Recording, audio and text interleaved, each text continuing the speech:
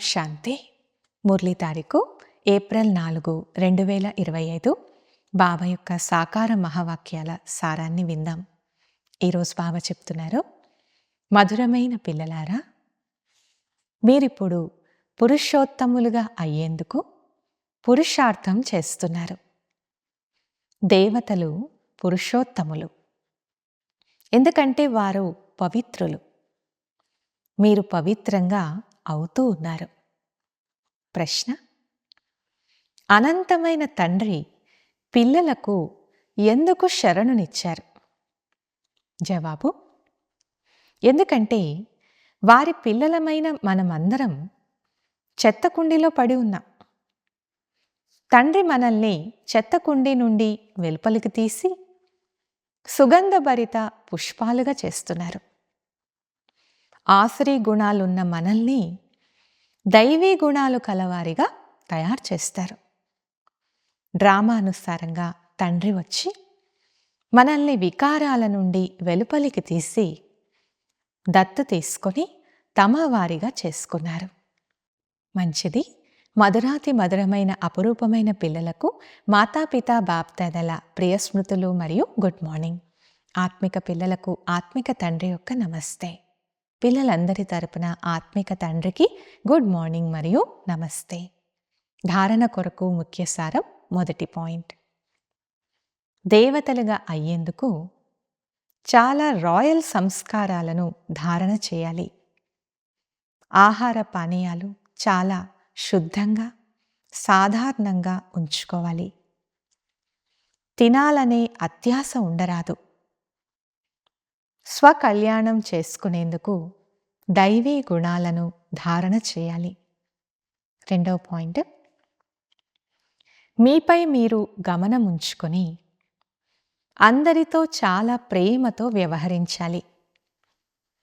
మీకంటే సీనియర్లుగా ఉన్నవారిని తప్పకుండా గౌరవించాలి. చాలా మధురంగా అవ్వాలి. దేహాభిమానంలోకి రాకూడదు. వరదానము: జరిగిపోయిన విషయాలను దయాహృదయులుగా అయి ఇముడ్చుకునే శుభ చింతక భవ. వివరణ: ఒకవేళ ఎవరివైనా గతించిన బలహీన విషయాలను ఎవరైనా మీకు వినిపిస్తే శుభ భావనతో దాటేయండి. వ్యర్థ చింతన లేక బలహీన విషయాలు పరస్పరంలో మాట్లాడుకోరాదు. గతించిపోయిన విషయాలను దయాహృదయులుగా అయి ఇముడ్చుకోండి. ఇముడ్చుకొని శుభ భావనతో ఆ ఆత్మను గురించి మనసా సేవ చేస్తూ ఉండండి. భలే సంస్కారానికి వశమై ఏదైనా వ్యతిరేకంగా మాట్లాడినా, చేసినా లేక విన్నా వాటిని పరివర్తన చేయండి.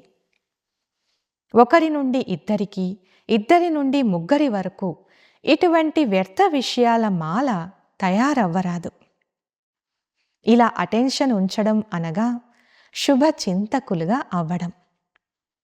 స్లోగన్: సంతుష్టమనిగా అయితే ప్రభు ప్రియులుగా, లోకప్రియులుగా మరియు స్వయం ప్రియులుగా అవుతారు.